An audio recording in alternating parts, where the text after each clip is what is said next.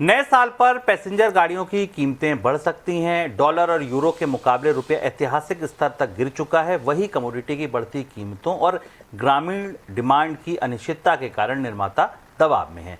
देश की दो बड़ी ऑटो मेकर्स टाटा मोटर्स और महिंद्रा एंड महिंद्रा ने अपनी Q2 एनालिस्ट कॉल में आने वाली बढ़ोतरी के संकेत पहले ही दे दिए हैं।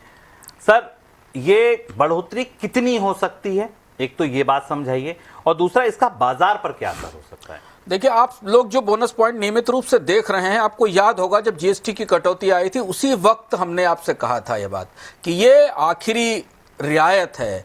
अगली नया साल भारत में कारों की महंगाई लेकर आएगा और वही स्थिति आपके सामने दिख रही है। कारण बहुतेरे हैं, कीमतों में बढ़ोतरी तय हो गई है नए मॉडल्स के साथ। जो भी नए मॉडल से अगले साल के जो मॉडल शुरू होंगे उन पर महिंद्रा एंड महिंद्रा और टाटा ने इस बात के संकेत दिए हैं कि वो एनुअल रिवीजन करने जा रही हैं।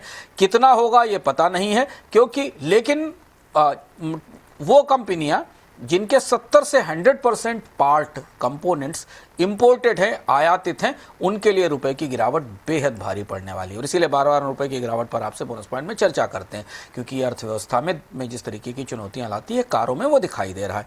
रुपया $90 के पार है। इलेक्ट्रॉनिक्स प्रोडक्ट्स, इलेक्ट्रॉनिक कंपोनेंट्स जो बाहर से आते हैं, sensor, EV parts, CKD, CBU kit, सब एक तरफा महंगे हो गए हैं।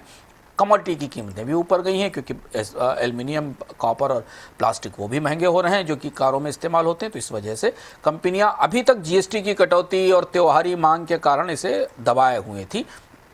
तो वो जो पेंटअप इन्फ्लेशन है, जिसको पेंटअप आप डिमांड कहते हैं, वो पेंटअप इन्फ्लेशन अब निकलकर बाहर आना शुरू होगी। माना जा रहा है कि SUV पर 2 से 4% तक की बढ़ोतरी हो सकती है। हालांकि कंपनियों ने भी घोषित नहीं किया कि कितनी बढ़ोतरी करेंगी। हाँ, ये तय मानिए कि जीएसटी की जो छूट थी, त्योहारी छूट थी, उसको वो फायदा अब अधिकांश हिस्सा इससे निकल जाएगा इस बढ़ोतरी के बाद। तो जो जीएसटी वाली छूट थी वो खत्म हो रही है। निर्यात करने वाली कंपनियों को थोड़ा फायदा होगा कि कमजोर रुपया है, तो इसलिए अंतर्राष्ट्रीय बाजार में उन्हें बेहतर कीमत मिल सकती है। मिड साइज की कारों और लग्जरी कारों पर कीमतों में बड़ी बढ़ोतरी आ सकती है, और ये पहला आधिकारिक असर है 90 के पार रुपए का, जो हमें जनवरी से ऑटोमोबाइल मार्केट में दिखाई देगा। वर्ल्ड इनइक्वालिटी रिपोर्ट 2026 के अनुसार भारत उन देशों में शामिल है जहां आय असमानता चरम पर है। रिपोर्ट में पता चला कि भारत में टॉप 10% कमाने वालों के पास नेशनल इनकम का 58% हिस्सा है, जबकि नीचे के 50% लोग के पास सिर्फ 15% हिस्सा है। इसके साथ ही सबसे अमीर 10% लोगों के पास कुल दौलत का लगभग 65% हिस्सा है, और टॉप 1% लोग ऐसे हैं जो लगभग 40% हिस्से पर काबिज हैं। सर, पहले तो इन आंकड़ों के भीतर उतर के क्या तस्वीर बनती दिख रही है, क्या बता रहे हैं ये आंकड़े? भारत में आर्थिक असमानता, इनकम इक्वलिटी नई नहीं है, लेकिन महत्वपूर्ण बात यह कि आप तमाम घोषणाएं देखें, सरकार की तरफ से सब्सिडीज देखें, डायरेक्ट बेनिफिट ट्रांसफर देखें, उनका सबका कोई बड़ा असर इस असमानता को कम करने पर नहीं दिखता।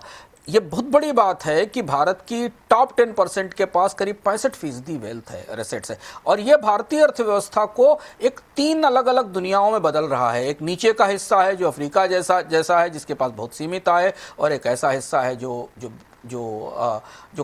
यूरोप के धनी देशों जैसा है।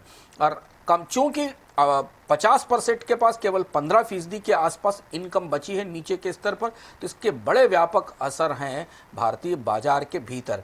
और इसलिए ये आंकड़े हो सकता है आपको थोड़े बोरिंग या थोड़े उबाऊ या थोड़े अर्थशास्त्रीय लगे, लेकिन इन्हीं आंकड़ों को जब आप कंज्यूमर के डिमांड के संदर्भ में, कंजम्पशन के संदर्भ में भीतर जाकर समझने की कोशिश करते हैं, तो आप महसूस कर पाते हैं कि बाजार में जो आपको बिकता दिख रहा है या जो नहीं बिकता दिख रहा है, उसके पीछे की वजह क्या है।